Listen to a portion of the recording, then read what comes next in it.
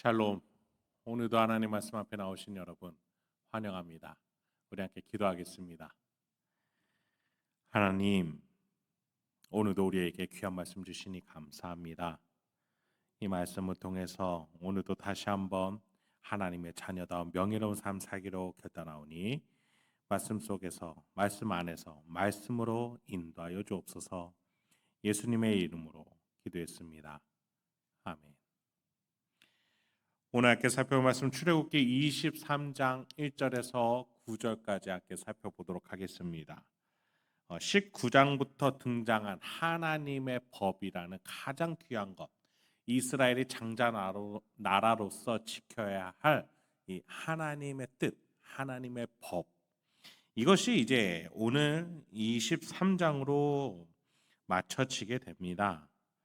그간 살펴본 하나님의 법, 간단하지만 매우 정교하고 균형 잡힌 법률이었습니다.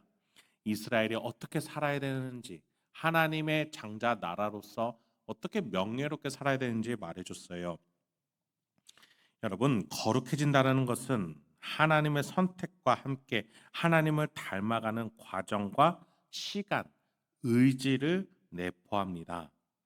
오늘 본문에서는 나라의 운영에 대한 방향, 그 방향 하나하나에 대해서 어떻게 거룩해질 것인가, 거룩한 자들의 모임은 무엇인가에 대해서 말해주고 있습니다. 어떤 나라든지 문화와 전통을 가지기 마련이죠. 우리나라는 국경일을 지정함으로써 우리나라가 나아가고자 하는 방향을 밝히듯이 이스라엘에게도 마찬가지로 국경일이 있을 것이고 문화가 있을 것이고 또 전통이 있을 겁니다. 이것에 대해서 하나님이 뭐라 말씀하시는지 함께 살펴보도록 하시죠. 1절부터 살펴보겠습니다. 너는 거짓된 풍설을 퍼뜨리지 말며 악인과 연합하여 위증하는 증인이 되지 말며 다수를 따라 악을 행하지 말며 송사의 다수를 따라 부당한 증언을 하지 말며 가난한 자의 송사라고 해서 편벽되이 두둔하지 말지니라.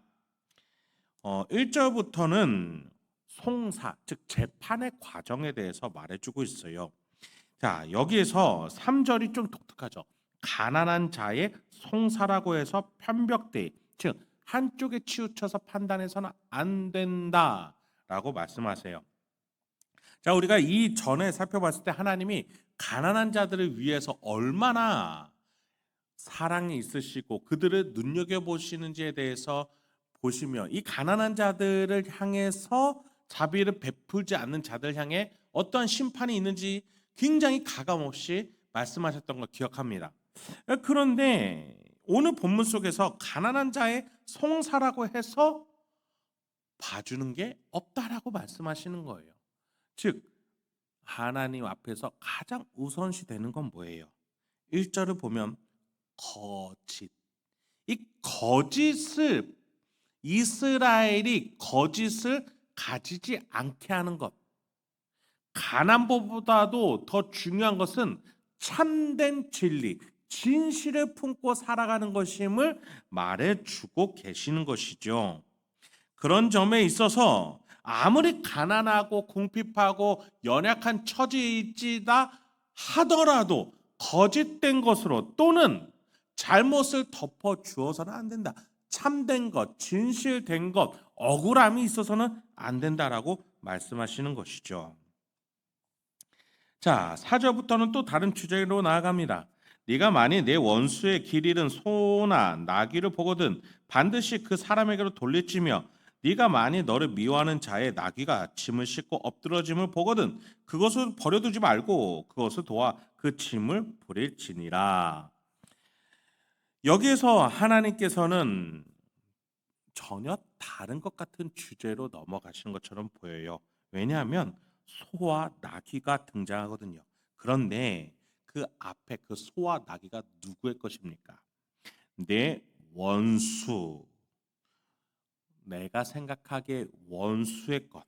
그 원수의 것이 원수의 소유물이라 할지라도 그것에 대해서 우리가 함부로 임의대로 판단해서 행하지 말아야 될 것을 말씀하시는 것이죠. 그래서 6절에서 다시 이 주제로 돌아오게 되는 거예요. 너는 가난한 자의 송사라고 정의를 굳게 하지 말며 거짓 일을 멀리하지 말며 무죄한 자와 의로운 자를 죽이지 말라. 나는 악인을 의롭다 하지 아니하겠노라. 그렇습니다, 여러분.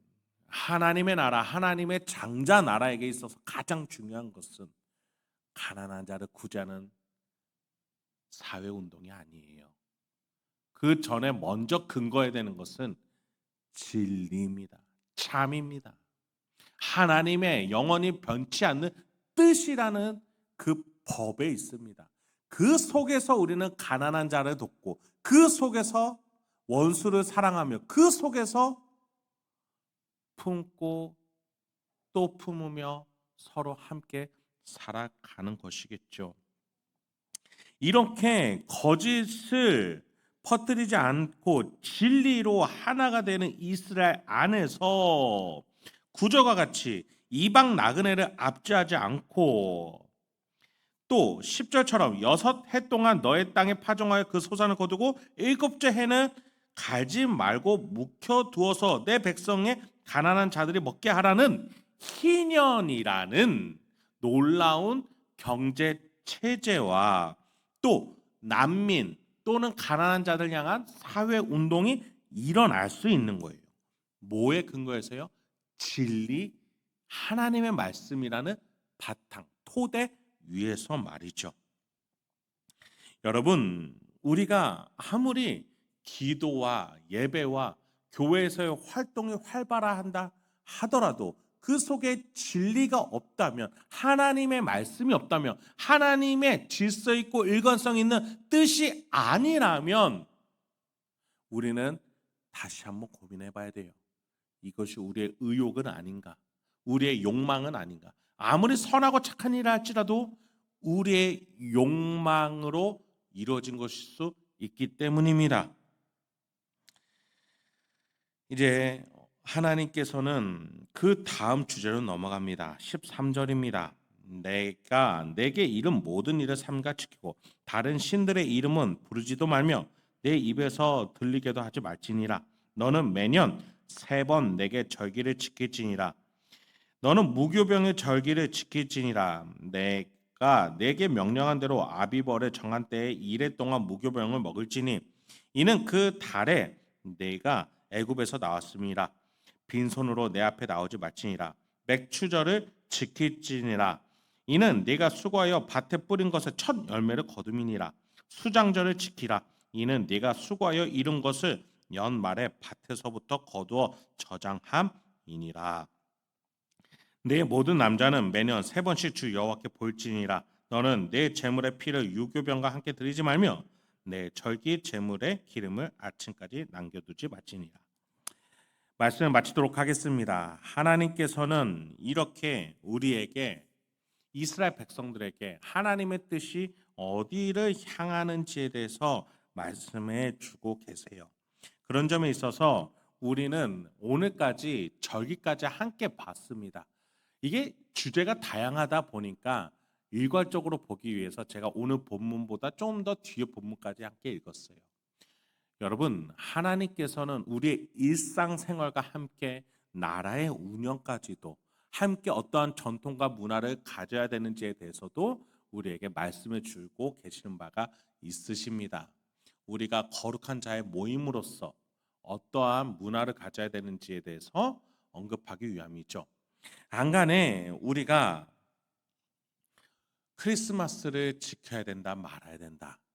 사순절을 지켜야 된다, 말아야 된다.